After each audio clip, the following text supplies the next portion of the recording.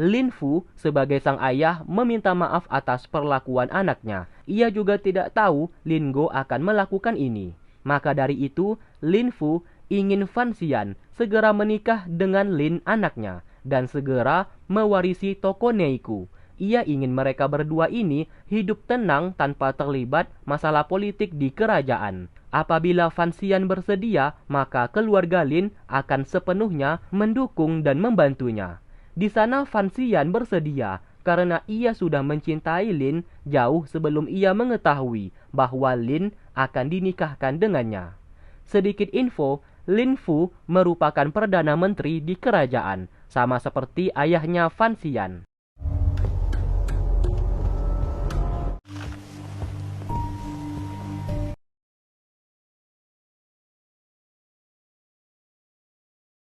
Di sana, Lin Fu meminta Fan Xian untuk menjauhi dua orang. Yang pertama adalah Lukman, putra mahkota. Yang kedua adalah mantan istrinya, yaitu Li Yun, ibunya Lin. Hubungannya rusak dengan istri pertamanya gara-gara Li Yun masuk ke dalam kehidupannya, yang memanfaatkan dirinya agar bisa tinggal di istana kerajaan dan menjadi adik angkat sang raja. Hasil hubungan ia bersama Li Yun, terlahirlah seorang anak, yaitu Lin. Ia mencurigai otak di balik semuanya ini adalah Li Yun yang berencana membunuh Fan Xian karena Li Yun tidak ingin Fan Xian mewarisi toko Neiku. Maka dari itu Li Yun berusaha keras untuk membatalkan pernikahan mereka. Ditambah lagi, di sisi Li Yun ada Lukman, putra mahkota yang selalu membantunya, dan Fan Xian harus berhati-hati. Setelah Fan Xian pergi, Hong Dao bertanya kenapa ia menyetujui pernikahan Lin dengan Fan Xian. Lin Fu menjawab, ia sadar Fan Xian adalah pria yang baik karena terlihat ia bersama Linda, anaknya itu, bermain bersama. Semua orang yang bertemu dengan Linda pasti akan mengejek dan meremehkannya karena idiot. Namun tidak dengan Fan Xian yang justru mengajaknya bermain dan tidak menjauhinya. Sementara itu, Fan Xian mendapatkan kabar dari Wang bahwa Lukman hendak mendatangi lembaga penyelidik untuk menginterogasi Lily secara pribadi. Seketika Fan Xian terkejut. Apabila Lily buka mulut, maka habislah sudah. Fan Xian akan dituduh sebagai orang yang membunuh Lin Go dengan alasan Fan Xian memiliki dendam terhadap orang yang ingin membunuhnya kemarin. Tak lama kemudian, kereta kuda milik Lukman telah hampir sampai di lembaga penyelidik. Melihat hal itu, Fan Xian bersama Wang segera bersembunyi. Di sana, Lukman memaksa masuk, namun dihentikan oleh Tuan Zui sambil berkata sang raja sudah memberikan dekret kalau putra mahkota ataupun pangeran kedua dari pihak kerajaan tidak boleh ikut campur mengenai masalah ini. Lukman menjadi marah. Ia beralasan ingin menemui Lily secara langsung agar bisa mengusut siapa yang membunuh Lin Go karena Lin Go adalah pengikut miliknya. Namun tetap saja lembaga penyelidik tidak mengizinkannya masuk. Alhasil, Lukman memerintahkan pasukannya untuk menyerang.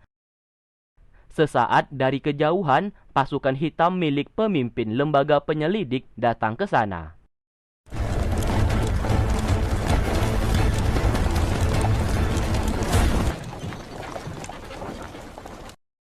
Lalu keluarlah seorang pria menggunakan kursi roda yang bernama Cheng Pipi, pemimpin lembaga penyelidik.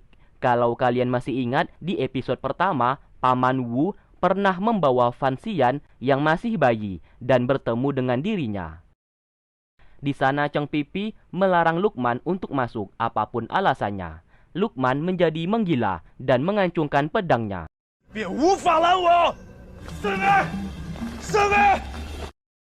Dari kejauhan, Wang melempar sebuah pisau hingga hampir mengenainya. Alhasil, Cheng Pipi meminta pasukannya untuk mengamankan putra mahkota dari serangan seseorang yang tidak dikenal. Itulah satu-satunya cara supaya Lukman bisa diusir dari sana. Fan Xian sempat memarahi tindakannya, namun salah satu pasukan hitam menemui mereka, dan Cheng Pipi memanggil Fan Xian untuk bertemu. Setelah masuk ke dalam, Fan Xian akhirnya tahu alasan kenapa Wang selalu membantunya. Itu semua karena Cheng Pipi yang memerintahkannya agar membantu Fan Xian dan memberikan informasi agar Cheng Pipi bisa melindungi Fan Xian secara diam-diam. Lalu Cheng Pipi menunjukkan sebuah tempat yang dimana tempat itu selalu dipakai ibunya Fan Xian untuk merenung. Lantas Fan Xian bertanya kenapa ia bisa mengenal ibunya, sedangkan ia sama sekali tidak pernah melihat sang ibu sejak kecil. Cheng Pipi menjawab, ibunya bernama Mei, yang merupakan orang yang paling dekat dengannya. Ia juga tahu yang membunuh Lin Go adalah Wu Zu, orang yang biasa dipanggil paman oleh Fan Xian. Sontak di sana, Fan Xian terkejut karena Cheng Pipi mengetahuinya. Namun di sini ia memilih diam. Saat keluar, Wang telah menunggunya. Sebenarnya ia memang diperintahkan untuk membantu Fan Xian, namun karena sudah lama membantunya, kini ia terbiasa. Dan saat ini ia tidak ingin Fan Xian mengusirnya. Ia rela menjadi pengikut setianya. Mendengarkan hal itu, Fan Xian tidak marah dan justru berterima kasih atas bantuannya selama ini. Demi menebus kesalahannya, Wang mengajak Fan Xian makan-makan dan ia yang akan bayar. Baru saja hendak makan, tiba-tiba Kasim Ho datang ke sana. Atas perintah sang raja, Fan Xian dipanggil untuk datang ke istana. Setelah tiba, ia pun bertemu dengan Lin Fu. Lantas ia bertanya apa yang sebenarnya terjadi. Lin Fu berkata, lebih baik mereka masuk agar Fan Xian mengetahuinya. Ternyata sang raja ingin meluruskan masalah kematian Lin Go. Secara terang-terangan, Luqman menuduh Li Cheng, saudaranya sendiri yang telah membunuh Lin Go. Karena kematian Lin Go dibunuh menggunakan pedang. Mengingat satu-satunya pendekar pedang di ibu kota hanyalah anak buah dari Li Cheng. Luqman menuduh Li Cheng menyuruh anak buahnya untuk membunuh Lin Go. Jelas di sana, Li Cheng menyangkal tuduhan itu sambil menjawab atas dasar apa ia ingin membunuhnya. Yang jelas-jelas ia tidak memiliki dendam sama sekali. Fan Xian bersaksi bahwa di saat Lin Go tewas terbunuh, ia bersama Li Cheng dan anak buahnya itu masih berada di ibu kota. Yang dikala itu anak buahnya Li Cheng tepat di sampingnya. Perdebatan pun semakin memanas karena Luqman dan Li Cheng saling tuduh-menuduh. Tak lama kemudian, Cheng Pipi dipanggil untuk menanyakan hasil penyelidikannya. Di sana Cheng Pipi mengaku telah mengetahui siapa yang membunuh Lin Go. Orang itu bernama Gu Jian yang berasal dari kerajaan Baiki, salah seorang master bela diri tingkat 9 yang memiliki kemampuan berpedang yang sangat hebat. Pernyataan itu agak tidak masuk akal. Luqman mempertanyakan apa alasan kerajaan Baiki memerintahkan Master Gu Jian untuk membunuh Lin Go. Cheng Pipi menjawab target Gu Jian awalnya Fan Xian dan meletakkan Lili sebagai mata-mata di ibu kota untuk membunuh Fan Xian. Namun karena Fan Xian sulit untuk dibunuh, ditambah lagi Fan Xian pendatang baru di ibu kota yang tidak memiliki status penting di kerajaan, maka targetnya berubah dan menargetkan Lin Go untuk dibunuh.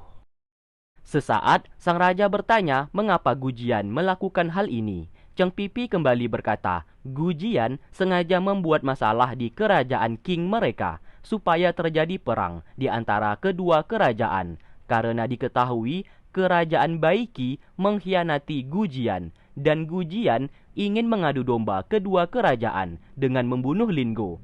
Jelas di sini Cheng Pipi hanya mengarang cerita saja supaya sang raja memerintahkan pasukan untuk menyerang balik kerajaan Baiki dan merebut wilayah perbatasan.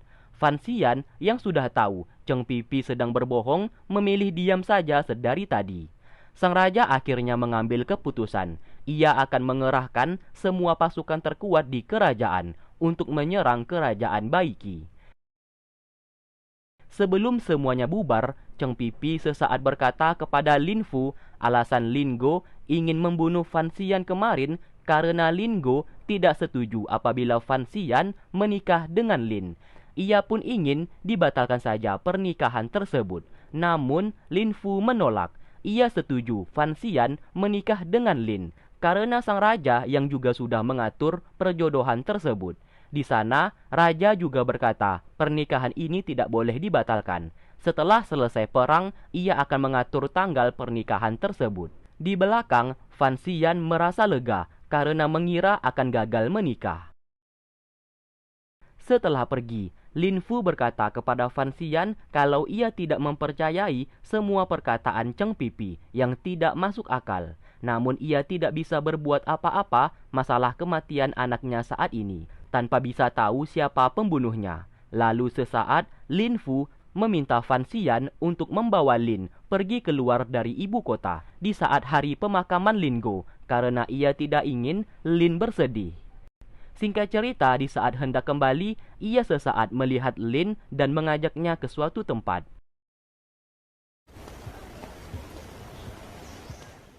Lalu di sana, Lin berkata ia sudah tahu abangnya telah mati. Ia hanya ingin memastikan apakah pembunuhnya Fan Xian atau bukan. Sambil memegang sebilah pisau, ia pun seperti bersiap untuk membunuh.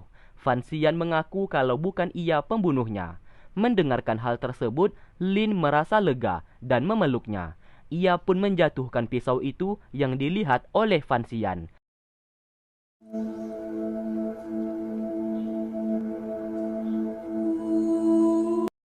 Lin berkata, pisau yang ia bawa bukan untuk membunuhnya, melain untuk bunuh dirinya sendiri. Apabila memang benar Fan Xian pelakunya, karena ia tidak mungkin bisa membunuh Fan Xian. Sementara itu, Tuan Fan, ayahnya Fan Xian, tidak sengaja bertemu dengan Cheng Pipi. Mereka pun berselisih tegang karena Tuan Fan ingin anaknya menikah dengan Lin supaya mewarisi toko Neiku. Sedangkan Cheng Pipi tidak setuju dan ia ingin Fan Xian menjadi penerusnya di lembaga penyelidik. Mengingat bakat dan kehebatannya, Fan Xian cocok menjadi pemimpin. 让贤儿做过富家翁不好。为人一世，只求富贵。牛栏街刺杀，他险些丢。 Di malam harinya, Fan Xian dihampiri Paman Wu. Di sana ia terus mengingat di mana letak rumah almarhum ibunya Fan Xian berada. Ia hanya mengingat satu hal, di saat ibunya itu terbunuh, satu-satunya orang yang membalaskan dendam atas kematian ibunya adalah Cheng Pipi, yang mengerahkan pasukan hitam. Hingga pertumpahan darah terjadi di ibu kota. Sesaat kepala Paman Wu terasa berat, ia pun merintih kesakitan. 自己出现在好像来自记忆深处。说， Siapa sangka ingatannya secara perlahan mulai pulih dan bisa mengingat kembali tempat tinggal almarhum ibunya yang berada di utara. 我好像记起太平平原的位置了。 Keesokan harinya, Fan Xian membawa kedua adiknya untuk menjemput Lin, yang dimana ia berencana pergi ke arah utara dengan alasan untuk piknik. Lagi pula, Lin Fu, ayahnya Lin, sudah meminta ia untuk membawa Lin di saat hari pemakaman Lin Go. Setelah dijemput, Lin bersama Fan Xian bermesraan. Melati yang melihat itu menjadi mual dan berpindah kereta karena ia tidak mau menjadi obat nyamuk di kereta Fan Xian. Tidak hanya mereka, Linda juga turut diajak. Lin menjadi senang melihat kakak pertamanya di sana. 大宝，乖乖的在车里坐着，咱们出城踏青。 Di waktu bersamaan, Cheng Pipi dihampiri oleh pemimpin pasukan hitam, yang dimana ia melapor bahwa beberapa divisi akan melakukan pergerakan untuk memberontak kepada Cheng Pipi, karena mereka sudah tidak tahan lagi melihat Cheng Pipi sebagai pemimpin lembaga penyelidik. Singkatnya, mereka semua piknik di pinggir sungai dan telah keluar dari ibu kota.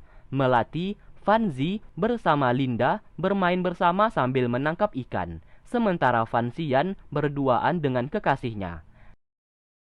Sesaat, Lin teringat masalah tadi malam, kalau ayahnya meminta ia untuk membawa Fan Xian ke hutan. Ayahnya curiga, Fan Xian memiliki seorang master yang melindunginya. Untuk membuktikan itu, maka ayahnya akan mengirim beberapa pasukan supaya menyerang, dan nanti mereka akan melihat apakah Fan Xian memiliki seorang pelindung atau tidak.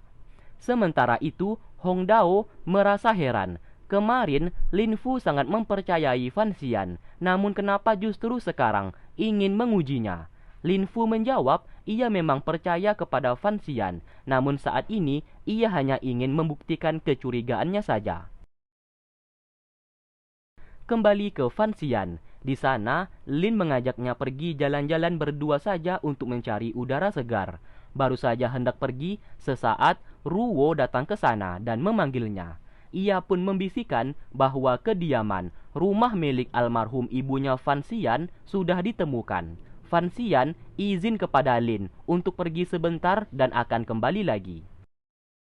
Di waktu bersamaan, pasukan yang diutus oleh Lin Fu untuk menyerang Fan Xian telah datang. Dari arah atas, Paman Wu yang mendengarkan percakapan mereka bersiap untuk menyerang. Pasukan itu tidak ada satupun yang mengenal wajah Fan Xian. Namun yang mereka tahu, seorang pria yang dibawa oleh Lin sudah pasti Fan Xian. Sedangkan mereka berdua telah tiba di tepi sungai dan melihat rumah milik ibunya Fan Xian. Ia sangat heran, rumah itu sudah bertahun-tahun ditinggalkan, namun terlihat seperti terawat. Lalu secara tiba-tiba ada anak panah yang hampir mengenai mereka, yang berasal dari rumah tersebut. Sementara itu, Lukman, putra mahkota, menghampiri mereka dan mengajak Lin untuk mengobrol sebentar.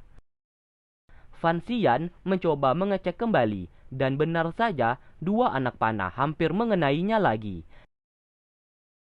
Ia pun segera kembali dan tak sengaja melihat Ruo telah pingsan, yang ternyata itu ulah dari Paman Wu, yang berkata di rumah tersebut ada penjaganya, yang merupakan master pemanah jarak jauh.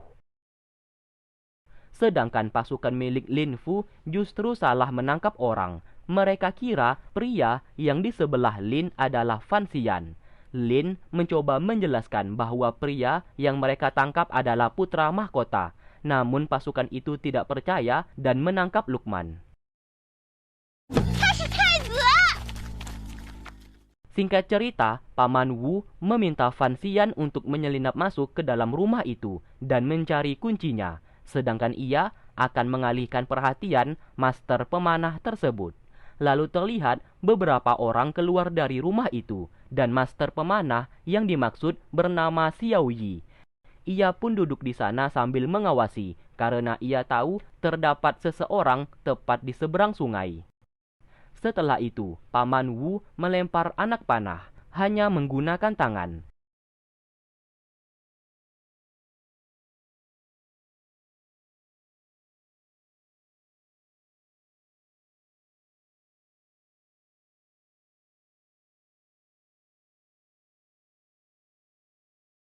Setelah Xiao Yi menyerang secara beruntun menggunakan panahnya, pohon tersebut langsung hancur. Namun ia merasa heran karena tidak terdapat seseorang di balik pohon itu.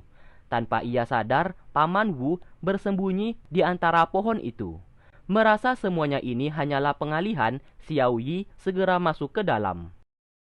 Sementara itu, Fan Xian segera mencari letak kunci yang disembunyikan ibunya di bawah kasur. Namun tetap saja tidak ketemu. Lalu sesaat ia melihat terdapat seseorang. Ternyata itu adalah sang raja. Alhasil ia pun segera menyembunyikan pisaunya. Sang raja mendekatinya dan mengambil pisau tersebut sambil bertanya mengapa datang ke rumah itu. Fan Xian berbohong dan mengaku ia sedang piknik bersama dengan Lin dan yang lainnya. Lalu ia jalan-jalan bersama Ruo dan tak sengaja melihat rumah tersebut. Karena penasaran, ia pun mencoba masuk ke dalam. Lalu Xiao Yi berteriak sambil bertanya siapa orang yang bersama sang raja saat ini. Xiao Yi memiliki pendengaran yang sangat tajam. Saking tajamnya, ia mampu mendeteksi keberadaan seseorang hanya dengan pendengarannya saja. Karena sang raja tidak mau menjawab, Xiao Yi lalu hendak melepaskan anak panah. Meskipun terhalang tembok, Xiao Yi mengetahui posisi Fan Xian saat ini. Dengan cepat, sang raja menghentikannya dan berkata Fan Xian adalah menteri kerajaan yang memang ia ingin temui. Mendengarkan hal tersebut, Xiao Yi langsung pergi. 他们能听到墙内另外一个人的。 Fan Xian bertanya siapa pria itu. Sang raja menjawab ia adalah pasukan pribadi miliknya yang memiliki bakat dalam pendengaran dan master pemanah terhebat.